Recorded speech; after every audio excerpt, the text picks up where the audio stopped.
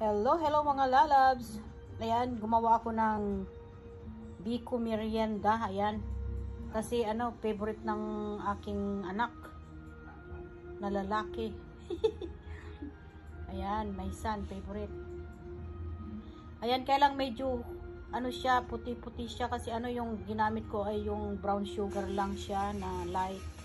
Hindi yung dark. Kaya medyo hindi masyadong brown. Ayan. Ayan po. Yung brown na sugar ang ginamit ko, hindi yung dark brown.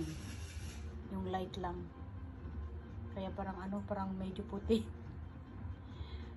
Ayan, yummy. At saka may latex sa ibabaw. Ayan. Ayan guys. Sandali, tikman natin. Ayan, tikman natin. Actually, nakat ko na siya.